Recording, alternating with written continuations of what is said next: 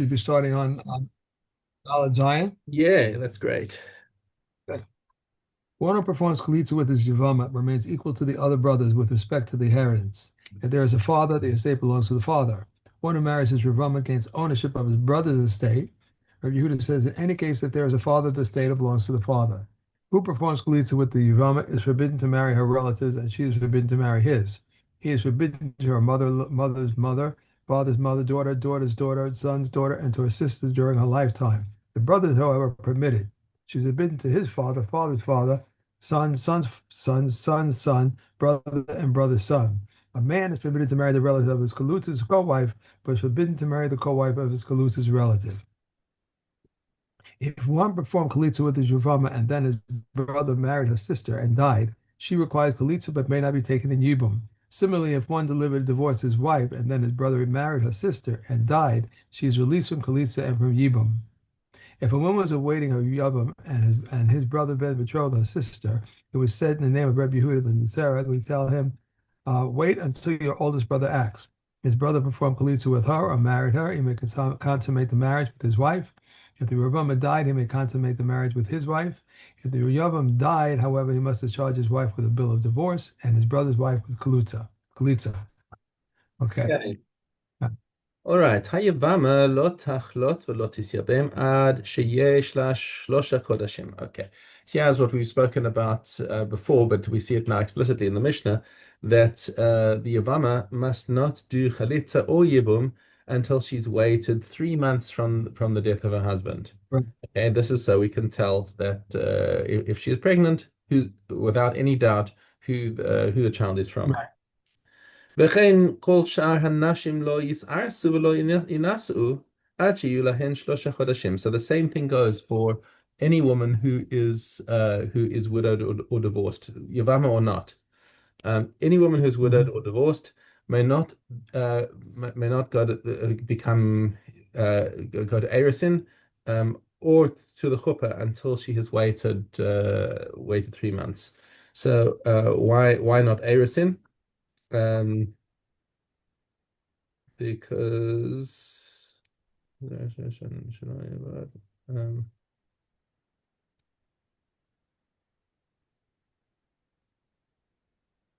okay, and it's saying echad besulos, echad beulos, echad grushos, echad almanas, and no distinction is made in this rule whether they are whether they've been married before. And in other words, had they done if they had done Erisin before, so this is why we're asking the question is if they've done Erisin before, then they but they haven't gone to the chuppah yet, so they've never lived with a man. So this is really a big chiddush that we just have a flat rule that any woman who is widowed or divorced must wait 3 months, even if she never lived with her husband. Okay. Um, Echad nesuos ve'echad arusos, and it doesn't matter whether they were married from the chuppah or whether they were married from kiddushin. Rabbi Yehuda Omer ha nesuos is arsu. He says no. If they had been married, if they had been living with their husbands, then there's no reason to prohibit them from doing kiddushin because they're not going to live with the husband yet. Okay, so we're not going to introduce this doubt. The Harusos Yinasu, and if she had only been to Erisin when she was widowed, then what the heck? Let her get married completely. There's no possibility that she's pregnant from her first husband. So why not? Chutz min ha'arusos shebe except there was a certain minhag in the region of Yehuda, and even with somebody who was married with Kedushin there, mipnei shelibo gaspa, because her husband feels a certain sense of familiarity with her. Why is that? They have a they they would regularly meet up with their wives I want to say with the arusa because I wanted to be clear that they are married but they're just not living together yet. They haven't done chuppah, so we're just not used to this because we don't have this 1 year waiting period. But she is his wife, but he's not allowed to live with her. But he's already like building a relationship with her, and sometimes there's a chashash the desire overcame them and they got into yichud together. So there There we say that Rabbi Yehuda concedes that that she shouldn't, if she's now widowed, she shouldn't get married again for another 3 months. Rabbi Yossi Omer, Kol Anashim Yis'arsu. He says, well, what's the problem with Erisin? And let them all get engaged. Chutz min ha'almana mipnei ha'ibul. Except for, unless we're talking about a widow, so he's saying, in other words, somebody who is divorced, no reason why she can't go to Erisin the next day, as long as she doesn't go to Chuppah for another 3 months. Mipnei ha'ibul. So why not a widow? Because you want her to be properly mourning for a proper for the so that if she gets engaged within her shloshim for her husband, that's going to annul her aveilus. So says Rabbi Yossi, don't do that. Okay, the halacha is not like Rabbi Yehuda, not like Rabbi Yossi, but it's like the Tanna Kama that it's just a stamp law plug, 3 months, and that's it. Okay. Isn't mourning for a spouse a month? It's 30 Yes, right. days. 30 days. And that's what Rabbi Yossi is saying, is that he's saying Kol Anashim Yis'arsu, in other words, miyad, except for the almana who would need to wait 30 days. Right. But nonetheless, according to Kahati, the halacha follows the Tanna Kama. Okay, back to our four brothers. Arba achin nisuin arba nashim. Okay, four brothers all married to four unrelated women. Okay, vamesu. Okay, and now these four brothers all died, and there were some surviving brothers. Okay, so let's say we've got a big family here, lots of brothers, but four of the brothers all died childless. Im ratzah hagadol shebehem liyabem iskulan. So one surviving brother could do yibum with all four of them if he wants to. Why? Because they're unrelated women. So he can go and do the yibum on every one of these wives, and he'll just end up with four wives. Okay. Harishos biado, that's fine, no problem. Mi shehaya nasoi lishtei nashim. Now, what happens if one brother is married to two wives and he dies? Bi'asa o chalitza shel achas mehen poteres tzarasa.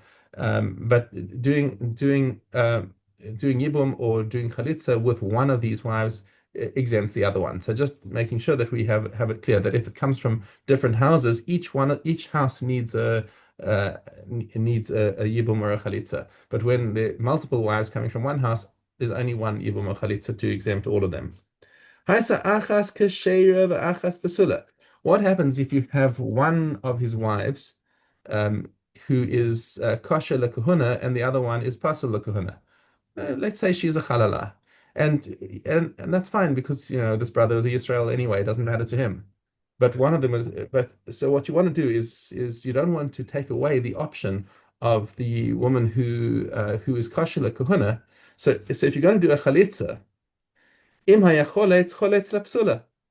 So if you want to do a chalitza, do it to the one who's already pasul lekahuna, and then the widow who's kosher lekahuna is allowed to remarry a kohen if she wants to. If he wants to do yibum, however, let him do yibum to whichever one he wants, including the kashera. In other words, it's not dafka that he should do the kashera.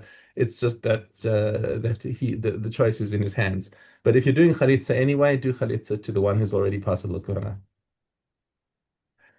Yeah, yud base hamachzir gerushaso.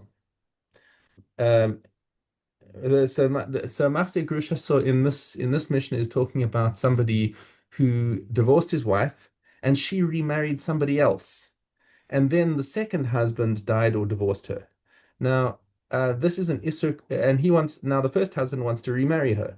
This is an Isser Torah, but it's not as severe as other Isurim of marriage. It's a stam love, much like a Kohen to a Grusha. It's just something that it's a stam Isur, stam love, and the Kiddushin works, but he has to divorce her. He's not allowed to remain married to her. Okay, that's called the Machzir Grusha so. Okay, V'hanose Chalutza so. Or somebody who now marries his Chalutza.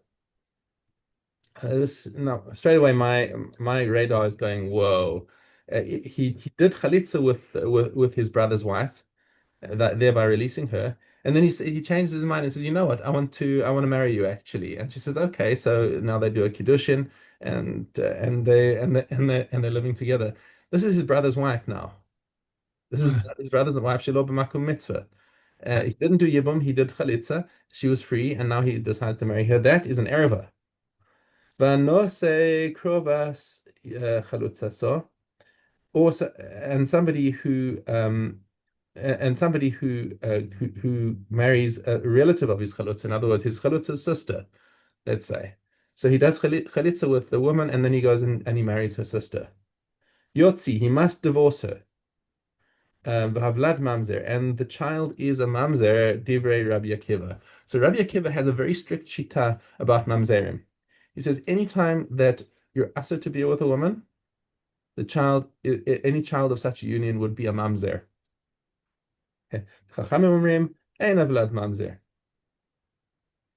They say the accepted halacha from the Chachamim is that a mamzer is only created from a union with somebody who intrinsically is aser is aser as with the punishment of kares. So, for example, his wife's sister, or his, that would be a kares. And we're not talking about a nida either. I think Rabbi Yehuda, no, I think even Rabbi Akiva, I don't think holds that a child of a nida is a mamzer. But even though that's a kares. But it's where the relationship between the mother and father is intrinsic is forbidden, even if it's a stam lav. Rabbi Akiva says it's this is the child is a mamzer. Umodim benose krovas gerusha so, but if he marries a relative of his gerusha, havlad mamzer. But that they agree that if it's a gerusha, that's an Right. that's an erva min Torah, and the vlad is a mamzer. Now, I just want to dive into the commentary over here, because the nose krova, nose chalutza so, nose chalutza so, this is stam lav. So according to this, it's a stam lav. It's not an error. It's not considered an error anymore because she was permitted to him by yibum, and he did chalitza, and that she doesn't revert to being an erva that's chayv kares. It's a stam lav. Interesting. Okay. Um, so in all these cases, it's an isra that is that is not accompanied by kares. And that is the machlokes between Chachamim and Rabbi Akiva. Okay. Right, back Off you go. to Off you go. You tried to scratch me. Off you go. Off you go. Bye bye. So long. See you later. Okay. Bye. No, no, no. I don't want to talk to you now. no, yeah, you've blown it. You've blown it, mate. Because when he does it, you don't know when he's coming. It just happens. Yeah. Okay. Based of one of betrothed, one of two sisters, but does not know which of them he betrothed, must divorce each of them. If he divide and left one brother, he performs chalitza with both. If he left two brothers, one performs chalitza with the other, and the other may perform yibum. However, if they went ahead and married them, we do not force them to divorce. Two men who betrothed two sisters, and neither one knows which one he has betrothed. Each of them gives two void divorces. If they died and each left a brother, each performs chalitza with both. If one left one brother and the other left two brothers, the single brother performs chalitza with both, and of the two, one performs chalitza and the other performs yibum. However, if they went ahead and married them, we do not force them to divorce. If each left two brothers, and a brother of one performs chalitza with one of the sisters, and a brother of one of the other performs chalitza with the other sister, then the two remaining brothers may each perform yibum with the widow who received chalitza from the other's brother. If both went ahead and performed chalitza, the other two may not perform yibum, but one must perform chalitza, and the other may then perform yibum. However, if they went ahead and married them, we do not force them to divorce. The commandment is for the eldest to perform yibum, but if the youngest anticipated him, he gains it. One who is suspected of connection with a slave woman and who is then freed or in connection with a non-Jewish woman and she then converted may not marry her. But if he did marry her, we did not force him to divorce her. One who is suspected in connection with another man's wife and then compelled him to divorce her, even if he married her, he must divorce her. Okay. Listen, Mister, you're scaring me over here. Like I'm ready for you to jump on me. Get out of here. Come on, go away. I want to push you like a scratch. I know it. Like, don't lift your foot at me. Okay. We have Tanis and we have Adad Chet. Yeah.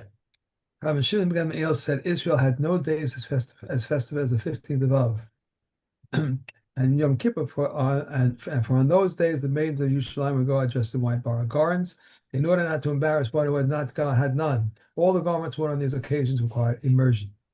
The maidens of Jerusalem would go out and dance in the vineyards, and what would they say? Young man, lift up your eyes and see what you choose for yourself. Do not consider beauty, consider family. Grace falls and beauty is vain, and a woman who fears Hashem, she shall be praised. And in the state of give her by the fruit of her own hands, and let her praise be in the gates by her own deeds. Similarly, it says, go forth and gaze, O daughters of Zion, upon King Shlomo, adorned with the crown this nation made him on the day of his wedding and the day of his heart's gladness. On the day of his wedding, this is the giving of the Torah, and the day of his heart's gladness is the beginning of the Holy Temple. May it be speedily rebuilt in our days. Amen. Amen. Hadron Alach Maseches Tainis. Let's do Megillah. Stop Megillah? Yeah, start Megillah. Okay. Aleph. The Megillah may be read on the 11th, 12th, 13th, 14th, 15th day of Adar, but never earlier nor later. The cities that were surrounded by walls at the time of Yeshua and Ben Nun read on the 15th. Villages, large towns read on the 14th. However, villages sometimes advance their reading to the day of entry into the towns. How is this possible? If the 14th of Adar fell on a Monday, villages and large towns read on the very day, and walled cities read on the next day. If it fell on the Tuesday or Wednesday, villages advanced their reading to the day of entry, large towns read on that very day, and walled cities read on the next day. If it fell on a Thursday, villages and large towns read on that very day, walled cities read on the next day. If it fell on the eve of Shabbos, villages advanced their reading to the day of entry, large towns and walled cities read on that very day. And if it fell on Sabbath, villages and large towns advanced their reading to the day of entry, walled cities read the next day. If it fell after the Sabbath, villages advanced their reading to the day of entry, large towns read on the very day, and walled cities read the next day. Okay, that should do it. Mm-hmm. Okay. Good. Okay. Shalom. Shalom. Aleph Zion. One who contributes to a poor person, his neighbor or his townsperson is exempt from a kabbalah. But if he lent the half shekel to them, he is obligated to pay a kabbalah. Brothers who are partners, when they are obligated to pay a kabbalah, they are exempt from the animal tithe. But when they're obligated to give the animal tithe, they are exempt from the kabbalah. How much is this kabbalah? A silver ma. The words of Rameya, but they come and say half a ma. They may convert shekalim into darkons to lighten the burden of the way. Just as there were collection chests in the temple, so there were collection chests in the provinces.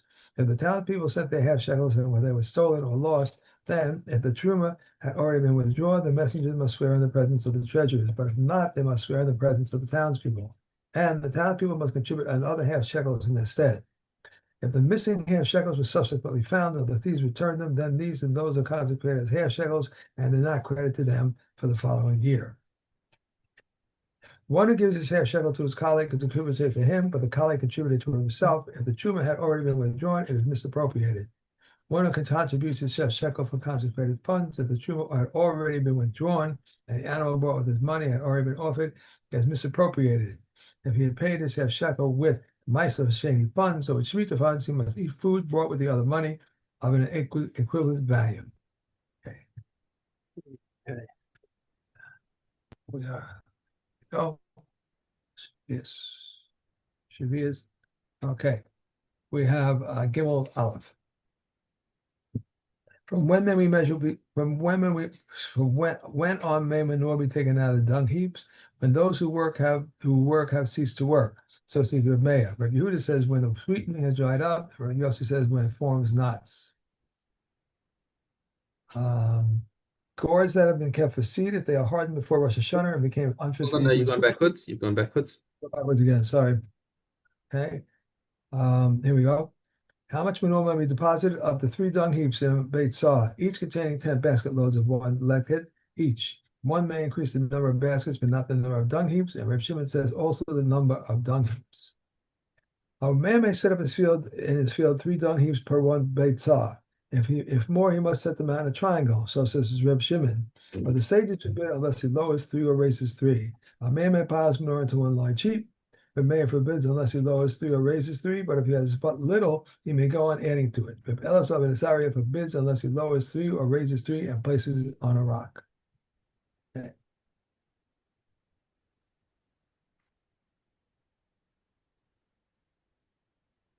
Why are you staring at Shaw? Huh? Why are you staring? Because I'm interesting. Okay. Kaf Gimel Gimel. What is the difference between Merkav and Moshav? With regard to Merkav, touching it is different than carrying it. But with regard to Moshav, touching it is no different than carrying it. If a pack saddle of a donkey, one sits upon it is tahor. If one changes the number of holes or open the holes into one into the other, it's tameh. The beer, pillow, mattress of a corpse, these can become tameh with midras tuma. A bridal chair, birthing stool of a woman in childbirth, and a laundry seat upon which she stacks the clothing. Rabbi Yossi says they are not subject to the tuma of Moshav. A fishing net is tameh on account of the bottom. Nets, traps, and bears, a bird snare, a wooden snare, and fisherman's straps are tameh. A fish trap, a bird trap, a carry cage, a tahor, and a tahor. Okay. Okay. Tomorrow and Makos.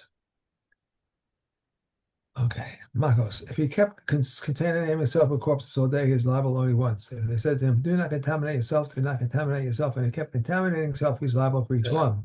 If he kept shaving all day, he is liable. That's right. So we're on Ches. Gimel Ches, right? Okay, yeah, carry on. Yes, carry on. If he kept shaving all day and he's liable only once, so they said to him, "Do not shave," and he kept shaving, he's liable for each one. If he kept wearing kalayim all day, he's liable only once. They said to him, "Do not wear it, do not wear it," and he kept taking it off and putting it on, he's liable for each one. There is a case in which one plows a furrow and is liable on account for 8 negative commandments. One who plows with an ox and a donkey are consecrated with kalayim and a vineyard. And during the sabbatical year and on a festival, he is a Kohen and a Nazir and a tumah contaminated place. Kaninya ben Kankinya says also one was wearing the kalayim. They said to him, "This is not for that reason." He replied to them, "Neither is Nazir for that reason." How many lashes do we give him? 40 less 1. And it said, in the number of 40, the number that is close to 40. Then Yehuda says he is flogged with all the 40 lashes, whereas the extra one inflicted between his shoulders. And Okay, we're done. All right, tomorrow we'll finish.